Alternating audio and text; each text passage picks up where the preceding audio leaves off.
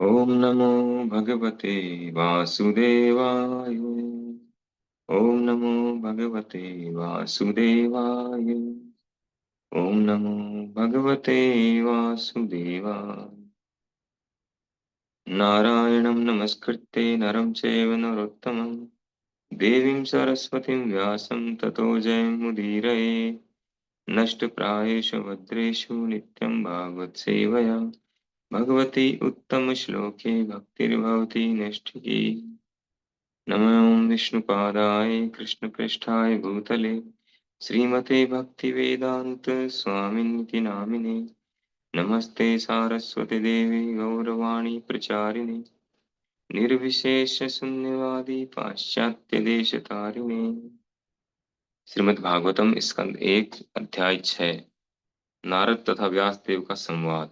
श्लोक संख्या 2। व्यास उवाच भिक्षुभिर्विप्रवसिते विज्ञानादेशभिस्तव वर्तमानो यस्य शात् वर्तमानो यस्य शाते तत किम अकरोत् भवान्। श्री व्यास देव ने नारद जी से कहा, आपने उन महामुनियों के चले जाने पर क्या किया जिन्होंने आपके इस जन्म के प्रारंभ होने से पूर्व आपको दिव्य वैज्ञानिक ज्ञान प्रदान किया था। तात्पर्य, व्यासदेव स्वयं नारद जी के शिष्य थे, अतएव गुरु से दीक्षित होने के बाद नारद ने जो कुछ किया उसे सुनने की उत्कंठा स्वाभाविक थी। वे नारद की ही भांति सिद्ध अवस्था प्राप्त करने के लिए उनके चरण चिन्हों का अनुसरण करना चाह रहे थे। आध्यात्मिक गुरु से पूछने की आकांक्षा, जिज्ञासा प्रगति पथ पर बढ़ने के लिए आवश्यक है। इस विधि का शास्त्रीय नाम सद्धर्म प्रच्छा है। श्रील प्रभुपाद की जय।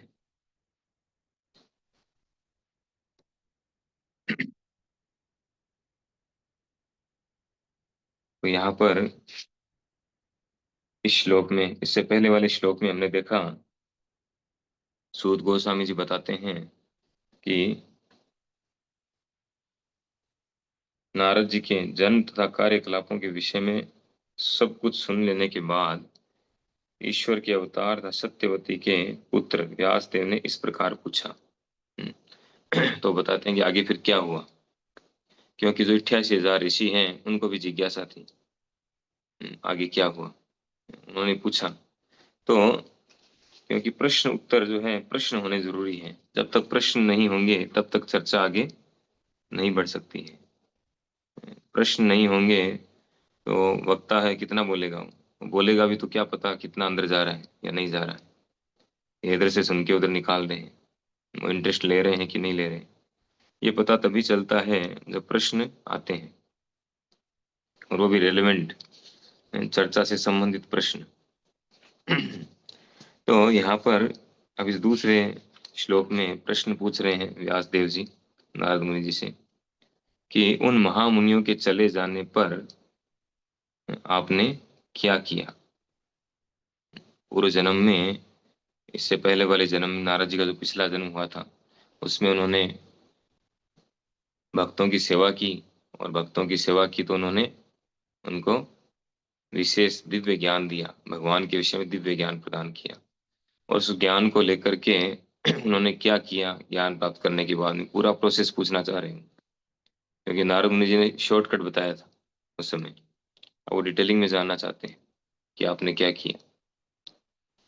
तो ये जो प्रश्न है, प्रभुपाद जी तात्पर्य में कह रहे हैं कि व्यासदेव स्वयं नारद जी के शिष्य थे, अतः गुरु से दीक्षित होने के बाद नारद ने जो कुछ किया उसे सुनने की उत्कंठा स्वाभाविक थी। ये स्वाभाविक होना चाहिए। दीक्षा लेने के बाद में शिष्यों का ये स्वाभाविक कर्तव्य है कि वो प्रश्न पूछें, आध्यात्मिक जीवन में आगे बढ़ने के लिए प्रश्न पूछें। हम दीक्षा क्यों लेते हैं? दीक्षा लेना कोई फैशन नहीं है कि उन्होंने दीक्षा ली तो हम भी ले लें। हमारे आसपास वालों ने सबने दीक्षा ले ली, हमने नहीं ली, तो हम भी दीक्षा ले लें। दीक्षा लेना कोई फैशन थोड़ी है। तो दीक्षा लेने के बाद में आगे क्या, क्योंकि दीक्षा तो बिगिनिंग है, शुरुआत। दीक्षा के द्वारा जो आध्यात्मिक गुरु हैं वो हमें कनेक्ट करते हैं, परंपरा के साथ जोड़ते हैं, प्रामाणिक परंपरा से हमें जोड़ते हैं, भगवान के शरणागत करते हैं, भगवान से कनेक्ट करते हैं। तो उसके बाद में शुरुआत होती है भक्ति की। तो ये जिज्ञासा होना आवश्यक है।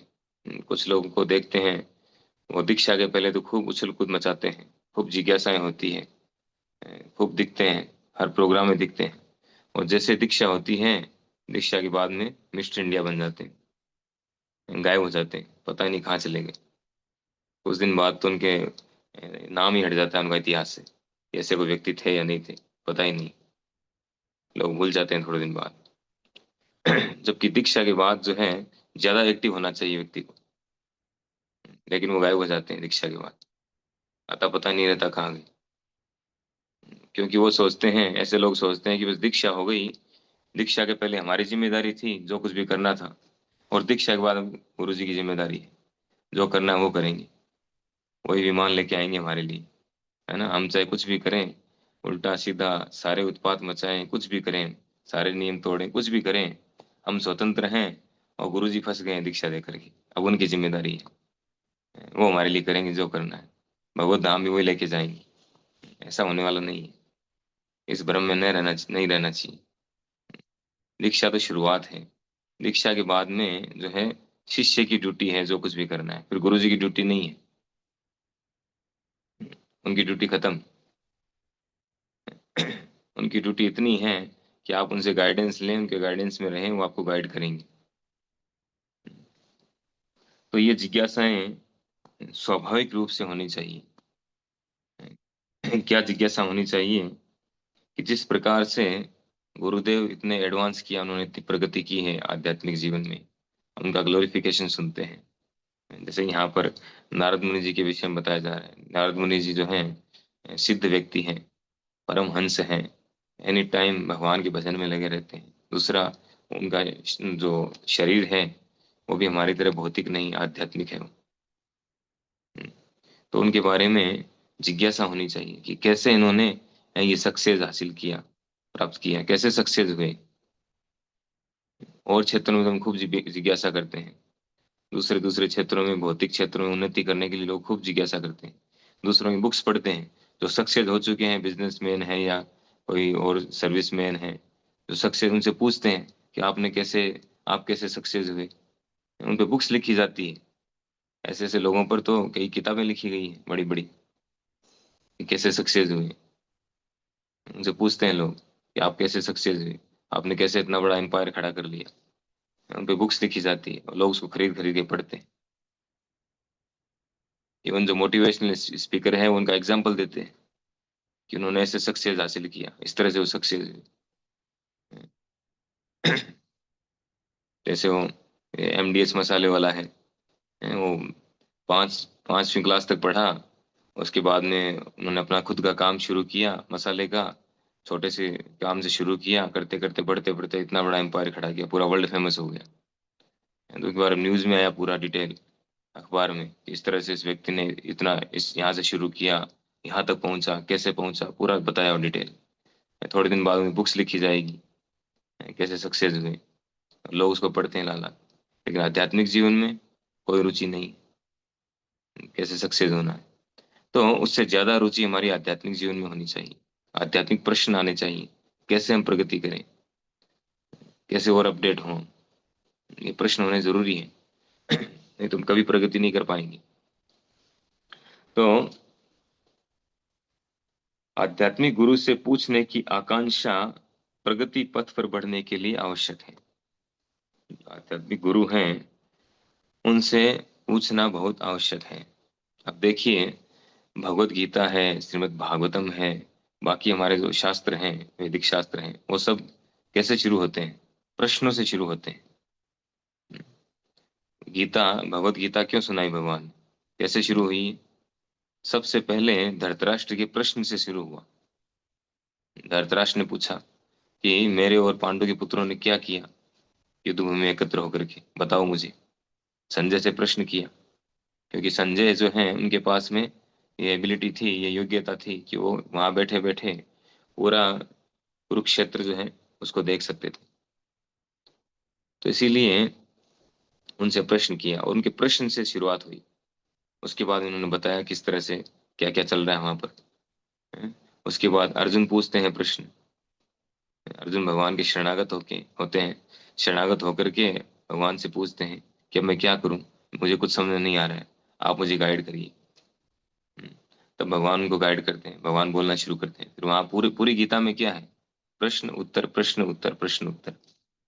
जब प्रश्न ही नहीं होंगे तो फिर कैसे होगा, उत्तर कहाँ से आएगा, कैसे हम आगे बढ़ेंगे। तो प्रश्न होने जरूरी है, और प्रश्न भी रेलेवेंट होने चाहिए।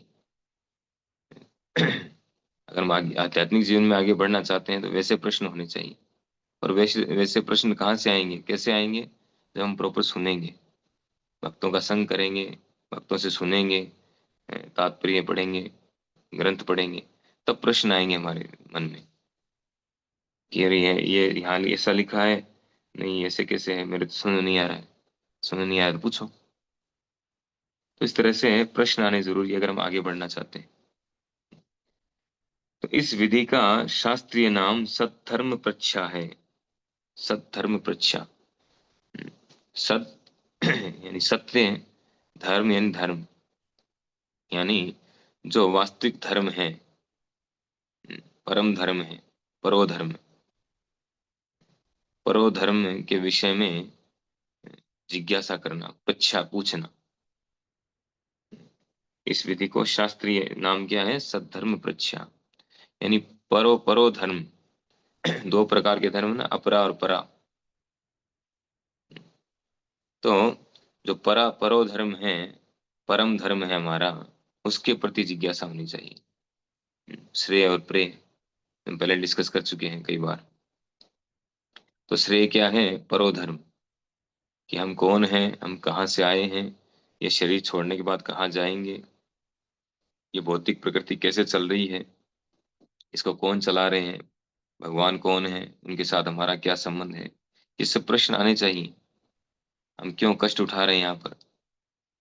अगर ये प्रश्न नहीं आ रहे हैं तो फिर चार ही कार्य में लगे हैं। पशुओं में हमें कोई अंतर नहीं है, पशु भी उसमें लगे हुए हैं, उनको सारी फैसिलिटी मिल रही है और हमें भी मिल रही है। हम भी उसी में लगे, उसी में संतुष्ट हैं।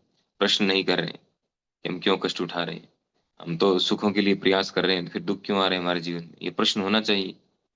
हम दुखों के लिए प्रयास नहीं कर रहे हैं, फिर भी दुख आ रहे हैं, तो ये प्रश्न होना चाहिए क्यों आ रहे हैं। जब तक प्रश्न नहीं होंगे तब तक आगे हम नहीं बढ़ पाएंगे।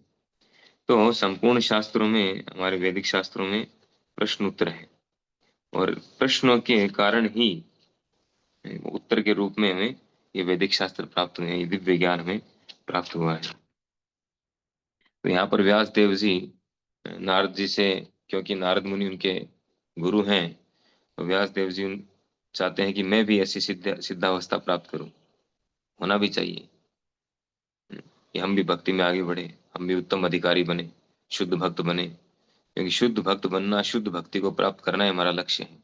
जब तक हम शुद्ध भक्ति के धरातल पर नहीं आएंगे, तब तक हम कृष्ण प्रेम, जो हमारा लक्ष्य है जीवन का, वो प्राप्त नहीं कर पाएंगे। तो कृष्ण प्रेम प्राप्त करने के लिए हमें शुद्ध भक्ति के धरातल पर आना पड़ेगा।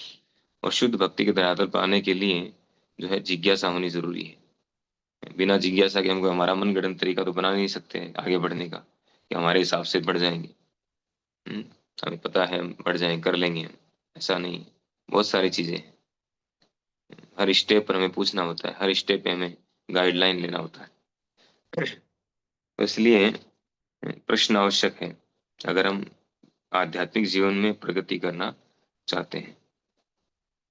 तो इसीलिए व्यास देव जी, यद्यपि हम देखते हैं कि व्यास देव जी इतने एडवांस थे, सारे शास्त्रों की उन्होंने रचना की, भगवान के साहित्यिक अवतार हैं, सत्यावीश अवतार हैं, फिर भी जब नारद मुनि उनके पास आते हैं तो पहले शुरुआत में हम देख चुके हैं, जब उनकी कुटिया में आए नारद मुनि तो कैसे उन्होंने स्वागत किया। जो भी उनके पास व्यवस्था थी, बेस्ट से बेस्ट उन्होंने उनका स्वागत किया, उनको आसन दिया, उनको प्रणाम किया। और चरण, उनके चरण पखारे।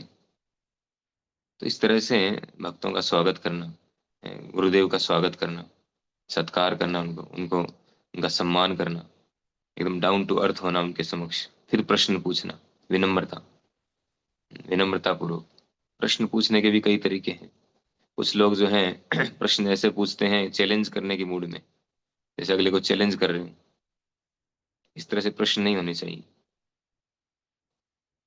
दूसरा, कई लोग ऐसे प्रश्न पूछते हैं, प्रश्न पूछने के बाद में प्रश्न इस तरह से पूछते हैं, चैलेंजिंग भाव से पूछते हैं, फिर सोचते हैं कि हमें उत्तर मिलना जरूरी है।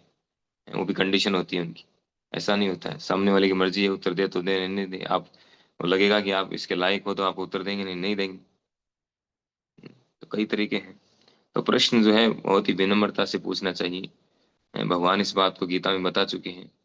तद विद्धि प्रणिपातेन परिप्रश्नेन सेवया उपदेशन्ति ते ज्ञानम ज्ञानस्तत्त्वदर्शिने।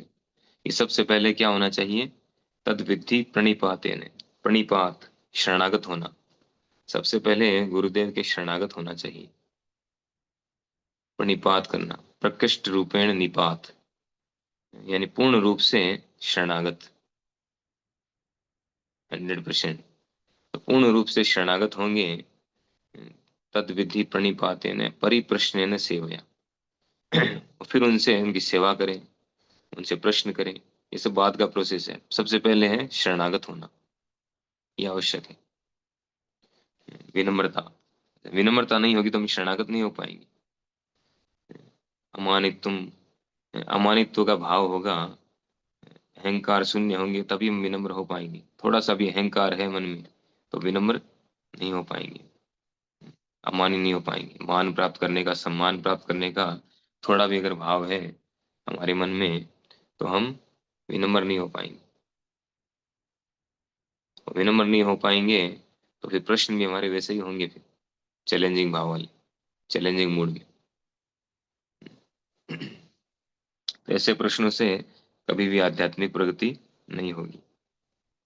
विनम्रता आवश्यक है। तो यद्यपि व्यास देव जी इतने महान भगवान के अवतार, महान व्यक्ति, महामुनि हैं, फिर भी वो नारद मुनि जी से देखिए कितने रेलेवेंट तरीके से, किस तरह से डाउन टू अर्थ होकर के उनसे प्रश्न करते हैं। ये तरीका है प्रश्न करने का। और प्रश्न भी होने चाहिए आध्यात्मिक विषय में प्रश्न। बाकी विषयों में प्रश्न तो पशु पक्षी भी कर रहे हैं। वो भी सुबह से शाम तक एक दूसरे से यही करते रहते हैं, कहाँ खाना मिलेगा, कहाँ सोना मिलेगा, कहाँ संग मिलेगा, आहार निद्रा भय मिथुन, यही प्रश्न चलते रहते हैं उनके भी आपस में। चिड़ियाओं को देखो, सुबह उठते ही शुरू हो जाती हैं मंगल आरती के टाइम चूं चूं करने के लिए। उनके क्या क्या वो हरे कृष्ण महामंत्र थोड़ी कर रही है, और यही डिस्कशन चल रहा है उनका कि आज कहाँ कहाँ खाना मिलेगा, कहाँ चलना है। तो अगर यही प्रश्न हमारे हैं तो हम कभी प्रगति नहीं कर पाएंगे। तो आध्यात्मिक प्रश्न होने चाहिए। दीक्षा लेने के बाद में हमारी ड्यूटी है कि हम जो है कैसे जल्दी एडवांस करें भक्ति में, कैसे प्रगति करें। इसके लिए हमें अच्छे से शास्त्रों का अध्ययन करें, अच्छे से ध्यान पूर्वक सुने प्रवचनों को, और फिर जो है उसमें से अच्छे अच्छे प्रश्न निकालें कि हम आगे प्रगति करने के लिए क्या करें।